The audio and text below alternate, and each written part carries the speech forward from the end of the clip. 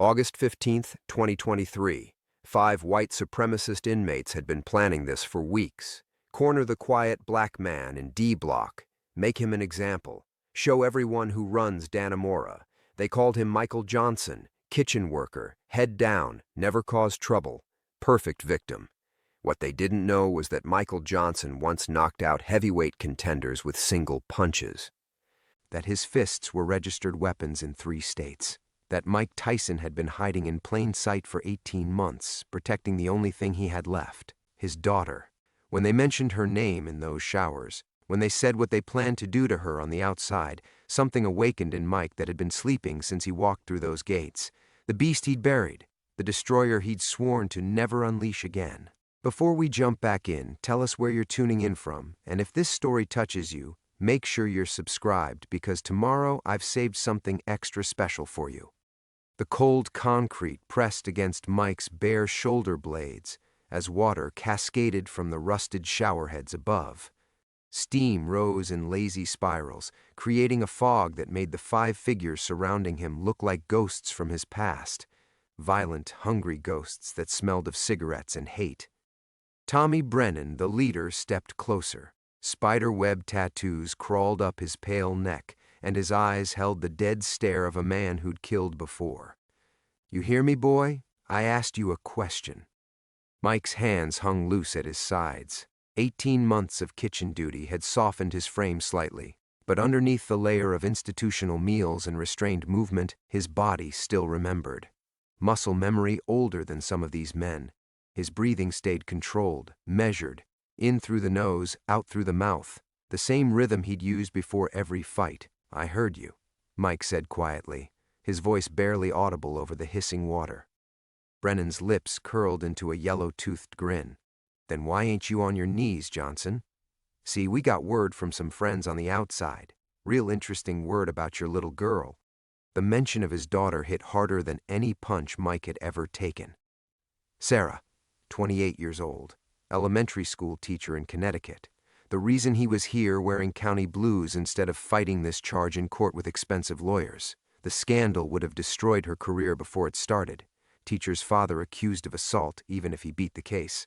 Some stones never stopped rippling once thrown. Sarah Johnson, Brennan continued, savoring each syllable. Pretty little thing. Teaches 3rd grade at Riverside Elementary.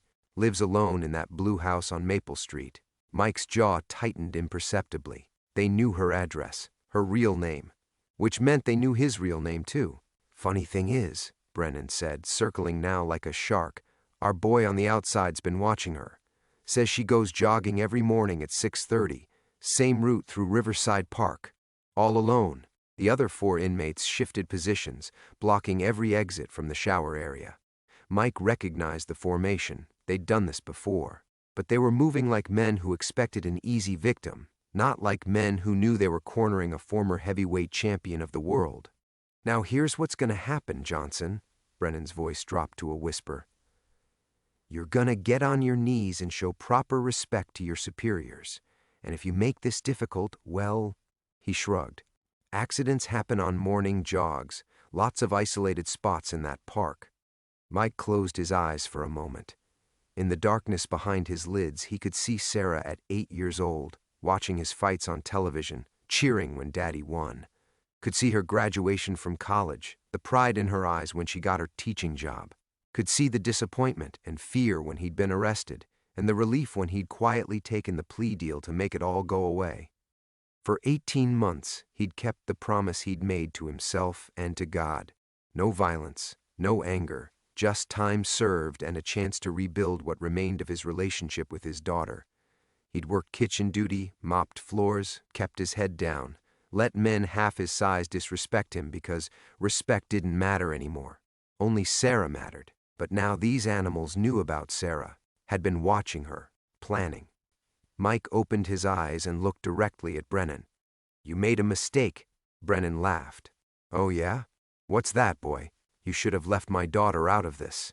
Something in Mike's voice made the nearest inmate take a half step back. Maybe it was the way the words came out flat and final, like a judge reading a death sentence. Maybe it was the way Mike's shoulders squared, or how his hands gradually formed fists at his sides. tough guy all of a sudden?" Brennan pulled a sharpened piece of metal from the waistband of his towel. "Let me explain how this works, Johnson. You do what I say, or—" "My name," Mike interrupted, his voice growing louder, "isn't Johnson." The shower room went quiet, except for the sound of running water. Steam swirled around them like smoke from some ancient arena where gladiators faced certain death for the entertainment of crowds. But this wasn't entertainment. This was justice about to be served by a man who'd forgotten what his hands could do when properly motivated. Mike took one step forward, and for the first time in 18 months, let the beast off its chain. "My name is Michael Gerard Tyson, and you just threatened my daughter." The recognition hit Brennan's face like a physical blow. His confident sneer melted into something approaching terror as he realized they hadn't cornered a victim. They'd cornered the most dangerous man in the entire prison, but it was too late to run. Tomorrow, we dive into Mike's first 18 months in Dannemora and discover how the youngest heavyweight champion in history became just another inmate washing dishes. Hit that subscribe button and ring the notification bell, because what happens next will remind you why they called him Iron Mike. Months earlier, the iron gates of Dannemora Correctional Facility had closed behind Michael Gerard Tyson with the same finality as a coffin lid. But to everyone processing him that gray September morning, he was just Michael Johnson, another middle-aged black man caught in the system's grinding gears. The intake officer barely looked up from his paperwork as he assigned prisoner number 847,291 to B block, kitchen duty, bottom bunk. Mike had requested the kitchen assignment specifically. It meant early mornings when the corridors were quiet, when he could lose himself in the rhythmic chopping of vegetables and the steam rising from industrial pots. The work reminded him of his youth in Brownsville, helping his adoptive mother Camille prepare meals that stretched too little food across too many hungry mouths. Simple, honest, safe. The first few weeks had been the hardest. His hands, those legendary weapons that had generated over $300 million in prize money, now peeled potatoes and scrubbed pans crusted with institutional grease. The irony wasn't lost on him. The same fingers that had ended fights in seconds now struggled with arthritis as he gripped a mop handle or hefted bags of flour. But it was the silence that nearly broke him. For 30 years, he'd been surrounded by noise, crowds roaring his name, reporters shouting questions, the constant buzz of hangers-on and yes-men. Even in his darkest periods, there had always been sound. Now, lying on his narrow bunk at night, listening to the snores and muttered dreams of men whose names he'd never learn, Mike discovered what true isolation felt like. The only voice that mattered was Sarah's, and it came just once a week through the scratchy phone connection that cost him nearly everything he earned in commissary wages.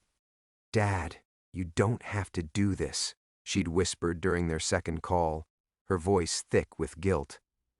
"I can handle whatever happens to my job. I can find another school." But Mike knew better. He'd seen the news coverage when he was first arrested. Former heavyweight champion charged in bar fight. The photos they'd used weren't from his championship years, but from his lowest moments, the mug shots, the court appearances, the haunted look of a man who'd lost himself in anger and regret. Sarah's principal had already called her in for a conversation about whether her continued employment was in the school's best interests. "You work too hard for this, baby girl," he'd told her, pressing his forehead against the cold metal of the phone booth. "I ain't letting my mistakes destroy your dreams, too." The lie he lived became easier with time. Michael Johnson was unremarkable, just another inmate serving his time quietly. He learned to hunch his shoulders to disguise his build, to speak in measured tones that wouldn't draw attention. When younger inmates tried to test him, he'd walk away. When guards treated him like dirt, he'd say yes, sir, and keep his eyes down. The hardest part wasn't the disrespect or the institutional food or even the suffocating routine. It was watching himself disappear piece by piece, day by day. The man who'd once been the youngest heavyweight champion in history was becoming a ghost, and sometimes Mike wondered if Michael Johnson might be all that was left. His cellmate, Carlos Mendez, was serving 5 years for armed robbery. Carlos had never followed boxing, never recognized the faded legend sleeping 3 feet away. He talked constantly about his own daughter, Isabella, 6 years old, who sent him crayon drawings that he'd taped to the wall above his bed. "She draws me flowers," Carlos would say, holding up the latest masterpiece. "Always flowers. Even in here, she wants to give me something beautiful." Mike understood.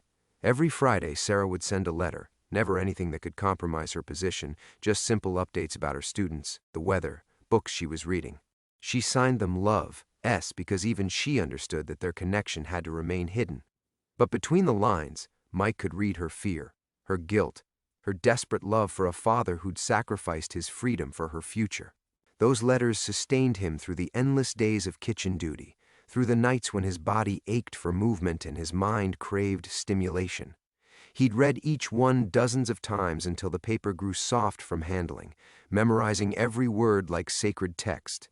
The other inmates in the kitchen began to trust him after a few months. Juan, the head cook, started giving him more responsibility, managing inventory, training new arrivals. "You got good hands, Johnson," Juan would say, watching Mike julienne vegetables with surprising precision. "Steady hands, like you used to do something that required control." Mike would just nod and keep working, never mentioning that these same hands had once moved faster than cameras could capture, had generated knockout power that defied physics. Control was exactly what they'd been built for. Control and devastation in perfect, terrible harmony. But that was Michael Gerard Tyson's legacy. Michael Johnson was just a man trying to serve his time and protect the only person in the world who still believed he could be better than his worst moments, until 5 men cornered him in a shower and spoke his daughter's name. The water kept running, steam rising around the 6 men like smoke from a battlefield about to be born. But now everything had changed.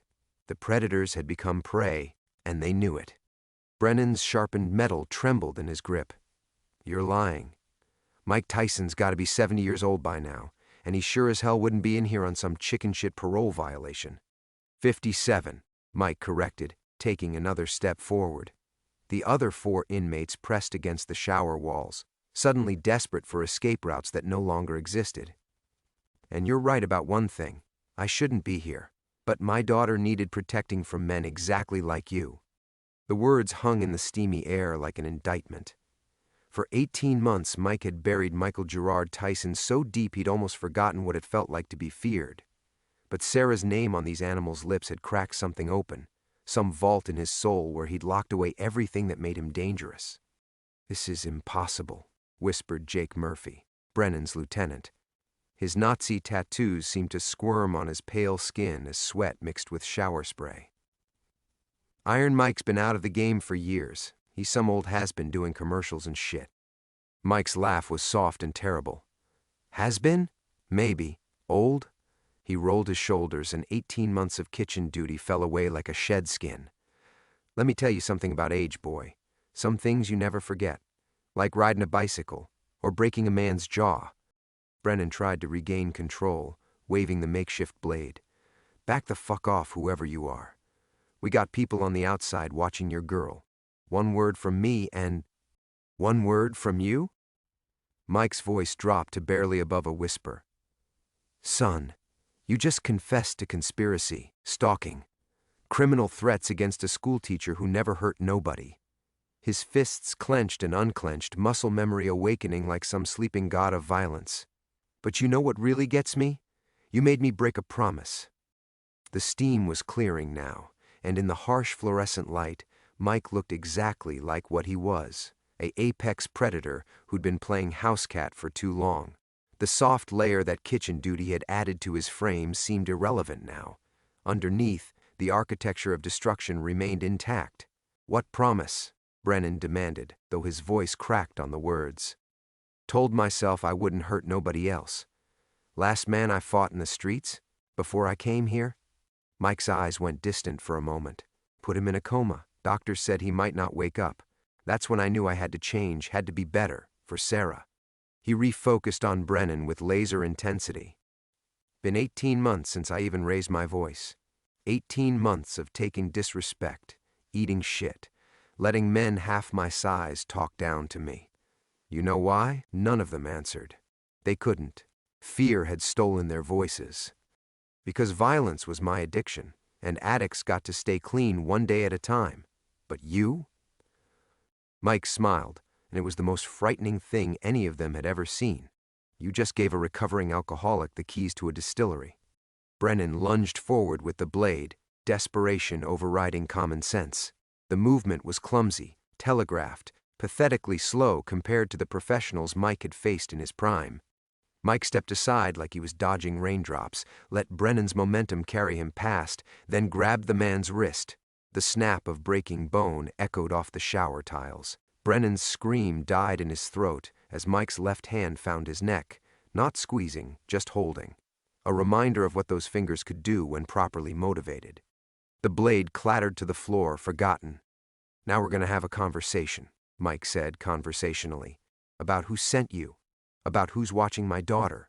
About why you know things that should have died with my old identity." "We don't know nothing," Jake Murphy stammered.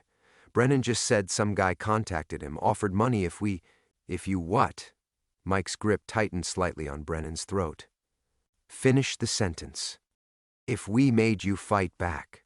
The words tumbled out of Murphy in a terrified rush. "He said you were some kind of ringer, hiding out in here. Said if we could make you lose control, prove you were violent, it would help with some appeal or something. We didn't know you were fucking Iron Mike." Mike felt the blood drain from his face. Someone on the outside knew exactly who he was. Someone with enough reach to contact white supremacist inmates and enough knowledge to target Sarah. This wasn't random prison violence. This was orchestrated, planned. His careful anonymity, his sacrifice, Sarah's safety. All of it had been an illusion. "What's his name?" Mike asked quietly. But before anyone could answer, the shower room door burst open and 3 guards rushed in, batons drawn. "Break it up. Everyone on the fucking ground." Mike released Brennan and raised his hands, but his mind was racing. Someone wanted him exposed, wanted him to reveal himself. The question was why. The guards moved with practiced efficiency, shouting orders that echoed off the wet tiles. Mike dropped to his knees, hands behind his head, muscle memory from 18 months of compliance, overriding every instinct screaming at him to run, to fight, to do anything but submit to the system that had just proven it couldn't protect what mattered most. "Nobody moves, nobody talks," Sergeant Rodriguez barked, his baton extended toward the group of soaked inmates. He was one of the decent ones, fair but firm, never went looking for trouble. Mike had served him coffee countless mornings in the kitchen, exchanged polite nods in the corridors. Now Rodriguez was looking at him like he was seeing a stranger. Because, in a way, he was. The other guards zip-tied their hands while Rodriguez surveyed the scene. Brennan cradling his shattered wrist, the makeshift blade glinting on the floor. 5 white supremacists who looked like they'd seen a ghost. And Mike, kneeling in the center of it all like some fallen gladiator, water still cascading over his shoulders. "What the hell happened here?" Rodriguez demanded. Silence, the kind that spoke louder than screams. Mike felt the familiar weight of institutional machinery grinding to life around him. Incident reports, investigations, phone calls to administrators who'd want answers, explanations, someone to blame. His 18 months of invisibility were ending whether he wanted them to or not. "Johnson," Rodriguez said, his voice carefully neutral. "You got anything to say about this?" Mike met his eyes for a moment, then looked away. The old Mike, Michael Gerard Tyson, would have talked his way out of it or fought his way through it. But Michael Johnson had learned the art of strategic silence, of letting the system decide his fate rather than challenging it directly. "No, sir," he said quietly. Rodriguez studied him for a long moment. The sergeant had 20 years in corrections, had seen every kind of violence the human heart could devise. But something about this scene didn't fit the pattern. Brennan's crew were known predators, men who picked their targets carefully. They wouldn't corner someone unless they were sure of the outcome. "Murphy," Rodriguez turned to Jake. "I'm waiting." Murphy glanced at Brennan, then at Mike, then at the floor. Whatever had happened in here had broken something fundamental in these men. They looked like soldiers who'd walked into an ambush they never saw coming. "Shower fight, Sergeant," Murphy mumbled. Things got heated. It was the standard prison lie, vague enough to avoid specifics, generic enough to avoid deeper investigation. But Rodriguez wasn't buying it. He'd worked these blocks long enough to recognize genuine terror when he saw it. "Brennan's got a broken wrist," Rodriguez observed. "That happened during your shower fight?" More silence. Mike felt sweat mixing with shower water on his skin, felt the familiar prison paranoia creeping up his spine. Someone on the outside knew who he was, someone with enough reach to contact inmates, enough knowledge to find Sarah, which meant his careful disguise had been compromised long before today. How long had they been watching? How long had Michael Johnson been nothing more than an elaborate performance for an audience that already knew the truth? "All right," Rodriguez sighed. "Everyone up. Medical for Brennan, then the whole for all of you until we sort this out. Solitary confinement." Mike's heart sank as they hauled him to his feet. The whole meant isolation, meant missing his weekly call with Sarah, meant disappearing into the system's belly while whoever was orchestrating this moved their next piece into position. As they marched him down the corridor, past inmates who pressed themselves against their cell doors to watch the procession, Mike caught fragments of whispered conversation. Word traveled fast in prison, and already the story was evolving, mutating, becoming something larger than what had actually happened. Johnson fucked up Brennan's whole crew. Heard he used to be somebody on the outside. 5 against 1, and they're the ones bleeding. By the time they reached administrative segregation, Michael Johnson was already becoming a legend. The quiet kitchen worker who'd spent 18 months invisible was now the most talked about inmate in Dannemora. His careful anonymity was bleeding away like water down a drain. Guard Patterson processed him into solitary with board efficiency. Strip search, inventory of personal items, medical assessment for injuries, standard procedure for anyone involved in a violent incident. But Mike caught the way Patterson's eyes lingered on his hands, on the scarred knuckles and thick wrists that belonged to someone who'd made a living with violence. The cell door slammed shut with a finality that reminded Mike of another door, 18 months ago. But this time felt different. This time felt like an ending rather than a beginning. He sat on the narrow bunk and tried to think through the implications.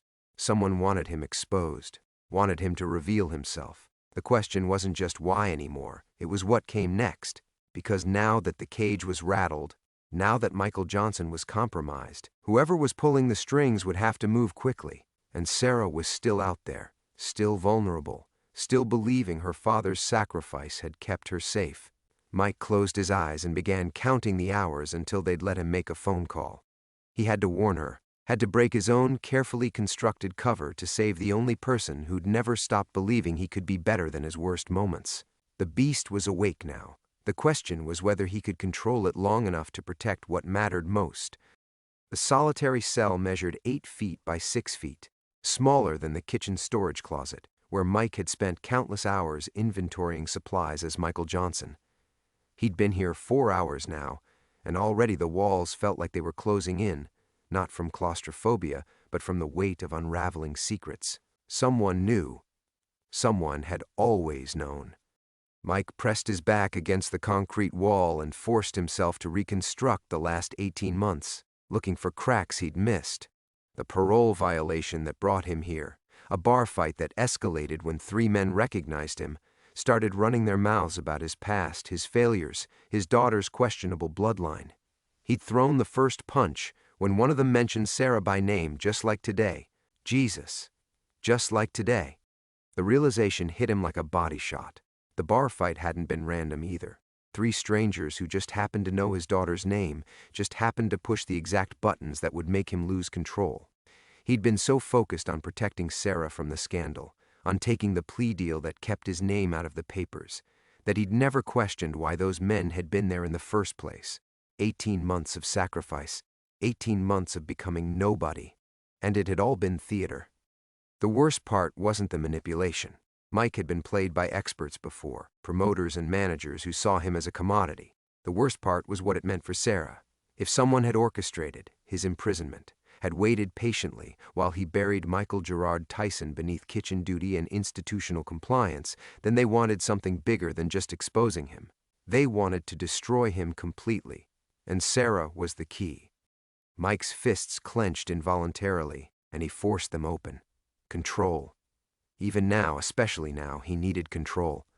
But 18 months of suppressed rage was bubbling to the surface like poison from a lanced wound, Every slight he'd endured, every moment of disrespect he'd swallowed, every night he'd gone to sleep wondering if this sacrifice would ever be enough. All of it was fuel for a fire he'd spent years trying to extinguish. The sound of approaching footsteps interrupted his spiraling thoughts. Heavy boots, measured pace, authority walking with purpose. The slot in his door opened, and Warden Morrison's weathered face appeared. Johnson. Or should I say, Mr. Tyson? The words hit like a physical blow. Morrison knew, had probably known all along. Mike stood slowly, his movements careful and deliberate. Don't know what you mean, Warden. Morrison's laugh was bitter. Cut the shit. I've been running prisons for 25 years. You think I don't recognize the most famous heavyweight champion in history? Even with the weight gain, even with the careful posture, you still move like a fighter. Mike said nothing. There was nothing left to say. Michael Johnson was dead, had probably never really existed at all. Got an interesting phone call about 30 minutes ago, Morrison continued. Attorney named Vincent Marchetti says he represents certain interests who've been monitoring your situation. Seems they have concerns about your psychological stability. The name meant nothing to Mike, but the implication was clear. Someone was building a case, constructing a narrative that would justify whatever came next. They're saying you've been exhibiting violent tendencies, Mr. Tyson. Suppressed rage manifesting in institutional incidents. They're very concerned about public safety when your parole comes up for review. Mike felt the trap closing around him like a python. Every moment of restraint, every swallowed insult, every careful step he'd taken to prove he'd changed, all of it was being rewritten as evidence of barely contained violence. There's more, Morrison said, his voice dropping.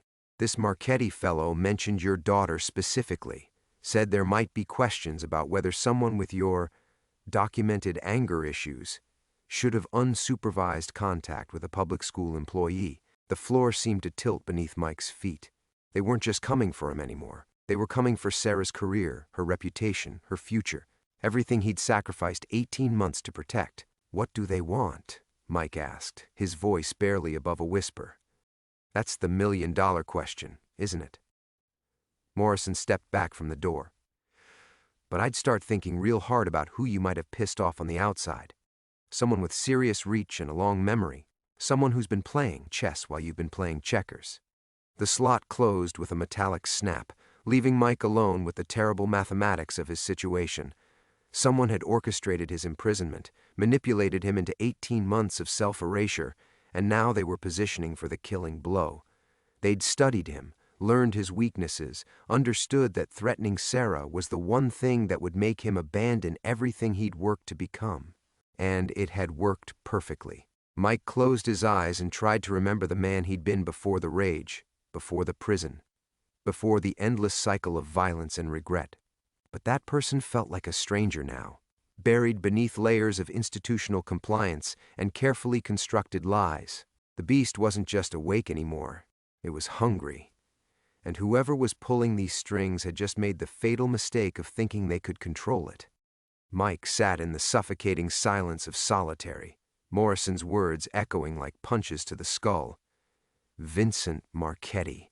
The name scratched at something buried deep in his memory, a splinter he couldn't quite reach. He closed his eyes and let his mind drift back through the years, past the championship belts and the falls from grace, searching for the connection.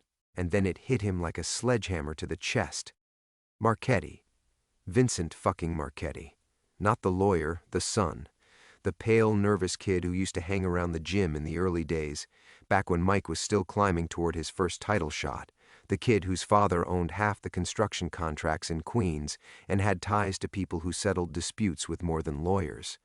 Frankie Marchetti. Old school connected, the kind of man who spoke softly and left the heavy work to others. Mike remembered him now. Expensive suits, quiet voice, eyes like a shark. He'd approached Mike's team about throwing a fight in '87, offered enough money to buy a small country. When Mike refused, when he threatened to expose the fix to the boxing commission, Frankie had smiled that cold smile and said something that came back now with crystal clarity. You got a bright future ahead of you, kid. Be a real shame if someone had to dim those lights. But that was 37 years ago. Frankie would be dead by now, buried under decades of statute of limitations and forgotten grudges. Unless, Jesus Christ, unless he'd passed the grudge down like a family heirloom. Mike's hands began to shake, not with fear, but with a rage so pure it felt like electricity in his veins. 37 years. Vincent Marchetti had nursed his father's wounded pride for 37 fucking years, waiting for the perfect moment to strike, and he'd found it in Sarah. The pieces fell into place with sickening precision. The bar fight that sent him here. Those three men hadn't been random troublemakers. They'd been Vincent's opening move, bait designed to trigger Mike's protective instincts. The parole violation had been gift-wrapped, complete with a plea deal that kept everything quiet while Marchetti positioned his pieces. 18 months of watching, 18 months of studying Mike's weaknesses, learning his patterns, discovering that threatening Sarah was the nuclear option that would make him abandon everything. And now, with Mike exposed and isolated, Marchetti was moving for the kill. But there was something else, something that made Mike's blood turn to ice water. How had Vincent known about Sarah's career? How had he known she was a teacher, vulnerable to scandal, dependent on her reputation? Mike had been fanatically careful about protecting her privacy, keeping their relationship out of the public eye. The only way Marchetti could have known. The slot opened again, interrupting his spiraling thoughts. A different guard this time, Patterson, holding a folded piece of paper. "Got a message for you, Johnson, from your daughter." Mike's heart stopped. Sarah never sent messages through the prison. Their contact was strictly regulated, weekly phone calls, monthly visits, nothing else. With trembling hands he unfolded the paper. The handwriting was Sarah's, but the words felt wrong, stilted, like someone else's thoughts filtered through her pen. "Dad, I wanted you to know I'm safe and thinking of you. Mr. Marchetti has been so helpful during this difficult time. He's explained everything about your situation and assured me that cooperation is the best path forward for both of us. I trust his judgment completely. Love always, Sarah." The paper crumpled in Mike's fist as understanding crashed over him like a falling building. Vincent Marchetti hadn't just been watching from a distance, he'd gotten close enough to Sarah to earn her trust, to position himself as a helpful ally during her father's difficult time in prison. Mike had been protecting Sarah from a threat that was already inside her defenses. The rage that had been building for 4 hours, for 18 months, for 37 years, finally found its target. Not the white supremacists in the shower. They'd been pawns, expendable muscle hired to play a role. Not even the system that had failed to protect what mattered most. Vincent Marchetti had made this personal the moment he'd involved Sarah, and he'd made his fatal mistake by thinking Mike was still the same man who could be broken by institutional compliance. But that man, Michael Johnson, had never really existed at all. He'd been a performance, a carefully constructed lie designed to prove Mike had changed. And maybe he had changed. Maybe he'd learned control and restraint and all the things that separated civilization from the jungle. But some cages, once opened, could never be closed again. Mike smoothed out the crumpled message and read it again, memorizing every word that Vincent Marchetti had probably dictated. The arrogant bastard couldn't resist signing his work, couldn't help but let Mike know exactly how thoroughly he'd been outmaneuvered. It was the kind of mistake that separated wannabe tough guys from real predators, and Mike Tyson had always been very, very real. Mike folded the message with surgical precision, each crease a deliberate act of control. His hands weren't shaking anymore. The rage had crystallized into something colder, more focused, the kind of clarity that had once made him the most dangerous man on the planet. Vincent Marchetti thought he understood power, thought 37 years of planning gave him some kind of advantage. But he'd made the classic mistake of studying the legend instead of the man. He'd watched highlight reels of a young destroyer throwing bombs in Vegas rings, read psychology profiles written by people who'd never felt their own mortality hanging by a thread. What he'd failed to grasp was that the most dangerous version of Mike Tyson had never been the 20-year-old knockout artist. It was the 57-year-old father with nothing left to lose. The sound of footsteps approached again, lighter this time, more tentative. Patterson appeared at the slot, looking nervous. "You got a visitor request," he said. "Your lawyer wants to see you. Name of—" Patterson consulted his clipboard. "Vincent Marchetti." Mike almost smiled. The arrogant son of a bitch couldn't help himself. Had to come down here and gloat. Had to look Mike in the eye while he twisted the knife. It was pure ego, the kind of weakness that had gotten his father's generation buried in shallow graves across Queens. "Tell him I'll see him," Mike said quietly. Patterson blinked. "You sure? You got the right to refuse?" "I'm sure." After Patterson left, Mike sat on his bunk and began the mental preparation he'd learned decades ago in Customato's gym. Not the physical warm-up, that would come later. This was deeper, more fundamental, the systematic dismantling of every inhibition, every learned restraint, every civilized impulse that stood between him and what needed to be done. Michael Johnson had spent 18 months proving he could be reasonable, compliant, reformed. He'd swallowed insults, avoided confrontation, played by rules designed to break men's spirits. And it had all been for nothing. Worse than nothing, it had been the rope Vincent Marchetti needed to hang him. But Mike Tyson had never played by anyone's rules.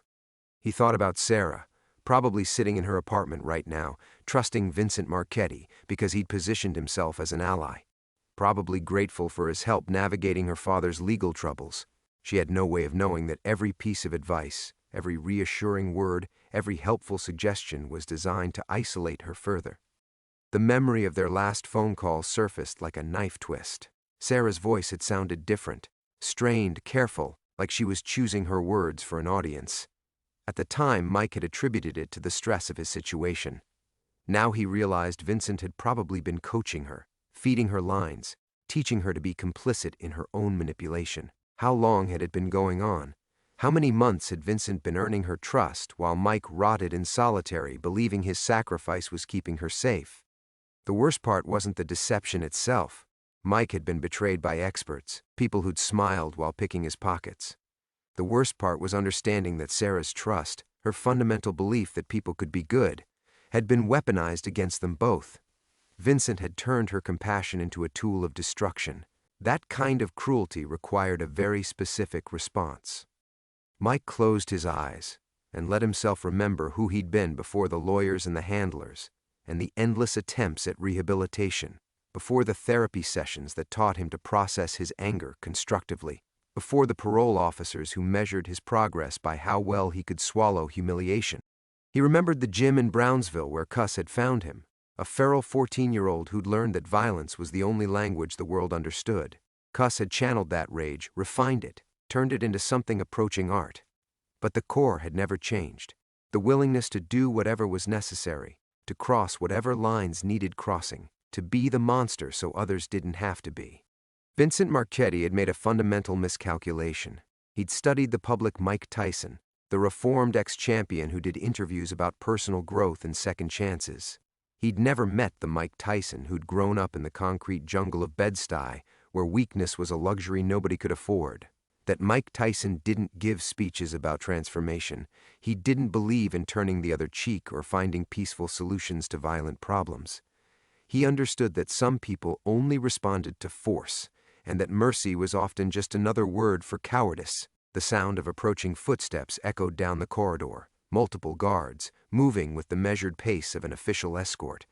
Vincent Marchetti was coming to claim his victory, to look Mike in the eye while he explained how completely he'd been outplayed. It would be the last mistake Vincent ever made. Mike stood slowly, feeling muscles remember old patterns, old purposes.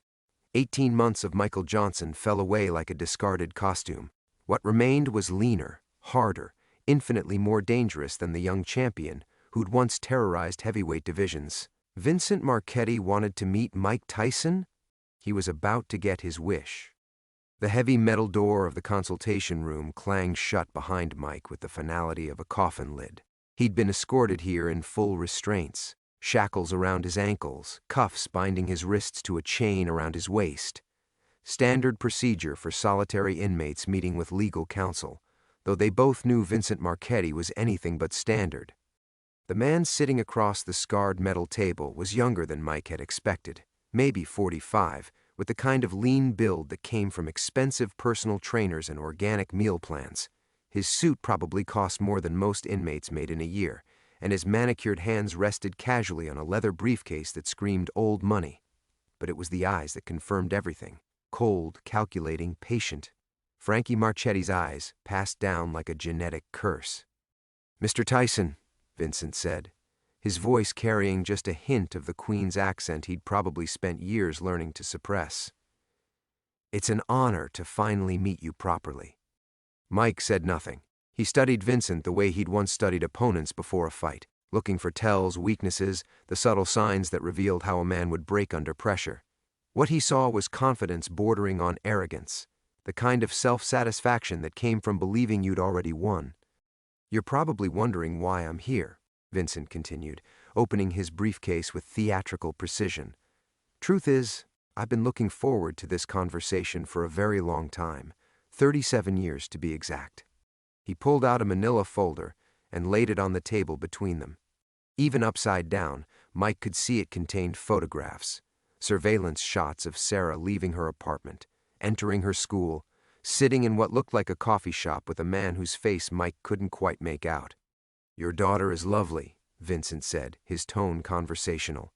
"Dedicated teacher, well respected in her community.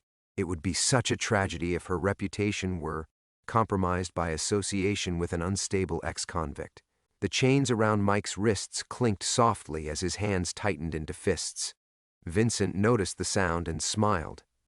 Now, no need for dramatics. This is just a friendly conversation between two men who understand how the world really works." Vincent leaned back in his chair, completely at ease. "See, my father made you an offer once, a very generous offer, and you responded with threats, disrespect. Made him look weak in front of people whose respect he'd spent a lifetime earning. Your father was a piece of shit," Mike said quietly.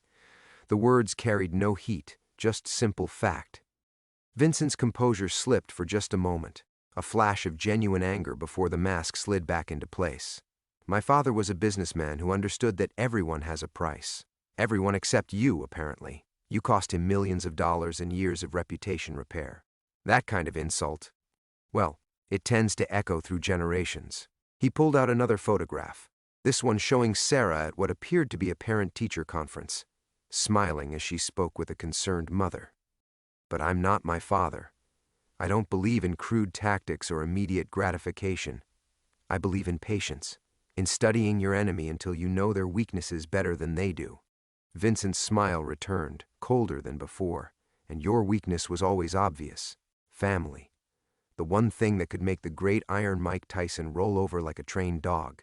Mike felt something ancient and terrible stirring in his chest, not the hot rage of his youth, but something infinitely more dangerous, the kind of cold fury that had once made grown men step aside when he walked down a street. "So I waited," Vincent continued, "watched, learned. Did you really think that bar fight was random? Those three men were very well compensated for their performance. Just like the prosecutor who offered you such a convenient plea deal. Just like the warden who's been filing reports about your concerning behavioral patterns for the past 6 months. The folder contained more photographs. Mike in the kitchen, Mike in the yard, Mike in his cell. Months of surveillance, documenting his every move. But the real masterstroke was befriending Sarah. Positioning myself as a concerned family friend who could help navigate her father's legal troubles. She's been so grateful for my guidance, Mike. So trusting, it almost felt too easy." Vincent reached into his jacket and pulled out a small digital recorder, setting it on the table between them.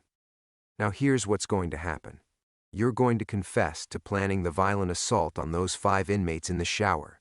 You're going to admit that 18 months of institutional compliance was just an act, that the real Mike Tyson was always lurking beneath the surface, waiting to explode. And then you're going to waive your right to parole hearings indefinitely." Mike stared at the recorder, understanding with crystalline clarity that this was the endgame Vincent had been building toward for 18 months. Complete capitulation, total destruction, not just imprisonment, but the systematic erasure of any chance for redemption. "If you refuse," Vincent said softly, "Sarah's teaching career ends tomorrow. I have evidence of her providing material support to a violent felon, conspiracy to hide assets, obstruction of justice. All fabricated, of course, but very convincing. She'll never work with children again." The consultation room fell silent except for the distant sound of footsteps in the corridor outside. Mike looked at Vincent Marchetti, this pale reflection of his father's ambition, and realized that all the years of therapy, all the work to control his impulses, All the careful construction of Michael Johnson had led to this moment. Some cages, once opened, could never be closed. Mike leaned forward, his chained hands resting on the table, and smiled. It was not a pleasant smile. "You know what the difference is between you and your father," Mike said, his voice barely above a whisper. The smile never left his face, but something in his eyes made Vincent shift uncomfortably in his chair. Frankie was a street thug who got lucky. He understood fear because he'd felt it. You? You're just a rich boy playing dress-up in daddy's clothes. Vincent's hand moved toward the recorder, but Mike's voice stopped him cold. 37 years you've been planning this. 37 years thinking about how to hurt me. And this is the best you could do? Mike leaned back, the chains around his waist clinking softly. "Let me tell you what's going to happen instead." "You don't seem to understand your position here," Vincent said, but his voice had lost some of its earlier confidence. "My position?" Mike's laugh was like gravel in a cement mixer. "Son, I spent 18 months in this place learning every guard's schedule, every blind spot, every weakness in the system. You think I was just playing model prisoner? I was studying." He gestured with his shackled hands toward the door. "Guard outside is Patterson. Good man, but he's got gambling debts. Owes 40 grand to people who break legs for a living. The kind of people who'd be very interested to know that Vincent Marchetti is sitting in a room with no cameras, no witnesses, and a man who has absolutely nothing left to lose." Vincent's composure cracked slightly. "You're bluffing." "Am I?" Mike tilted his head, studying Vincent like a predator sizing up prey. "See, you made one crucial mistake. You assumed I was the same man you've been watching on those surveillance tapes. Michael Johnson, the compliant inmate, the reformed champion, the broken-down ex-fighter trying to earn his way back to respectability." Mike's voice dropped to a whisper that somehow filled the room. "But Michael Johnson never existed. He was a performance. A mask I wore because I thought it would keep my daughter safe, and you just proved that mask was pointless." The color began draining from Vincent's face as understanding dawned. "Every phone call with Sarah for the past 6 months, she's been mentioning her new friend Vincent. How helpful he's been. How grateful she is for his guidance." Mike's smile widened, showing teeth. "Did you really think I wouldn't notice? Did you think I wouldn't start asking questions?" Vincent reached for his briefcase, but Mike's voice froze him again. 3 weeks ago, I had a very interesting conversation with some old friends of mine. People who remember your father. People who've been wondering what happened to Frankie's boy, whether he inherited Daddy's ambitions." Mike paused, savoring the moment. "Turns out they've been looking for a reason to have a conversation with you, too. You're lying. The Torino family sends their regards. Apparently, your father left some debts unpaid when he died. Interest has been accumulating." Mike leaned forward again, his voice conversational. "Funny thing about old neighborhood debts, they never really go away. They just wait for the right moment to come due." Vincent's breathing had become shallow, quick. Sweat beaded on his forehead despite the room's chill. "But here's what's really going to happen," Mike continued. "You're going to walk out of here and disappear from my daughter's life. Completely. No phone calls, no helpful advice, no concerned friend act. You're going to delete whatever fabricated evidence you think you have and forget Sarah Tyson ever existed. And if I don't?" Mike's smile finally faded, replaced by something infinitely more terrifying. The complete absence of mercy, the dead-eyed calm of a man who had killed before and would kill again without hesitation. "Then I'm going to stop pretending to be Michael Johnson, and the real Mike Tyson is going to have a very long conversation with you about respect, about family, about what happens to people who threaten the only thing in this world that matters to me." Vincent fumbled with his briefcase, hands shaking as he tried to gather his papers. The manila folder fell to the floor, photographs scattering like autumn leaves. 37 years, Mike said as Vincent stood on unsteady legs. "Your whole life spent planning revenge for something that happened when you were 8 years old. Your father would be ashamed. At least he understood when he was beaten." Vincent reached the door and pounded on it frantically. When it opened, he pushed past Patterson without a word, almost running down the corridor. Mike sat alone in the consultation room, listening to Vincent's footsteps fade into silence. The rage that had sustained him for 4 days, for 18 months, for 37 years, finally began to ebb. In its place came something he hadn't felt in longer than he could remember. Peace, not the artificial calm of institutional compliance, but the deeper satisfaction of a man who had protected what mattered most. Sarah was safe, the threat was neutralized. Justice, in its oldest and most primal form, had been served. When Patterson returned to escort him back to solitary, Mike was smiling again. This time, it was genuine.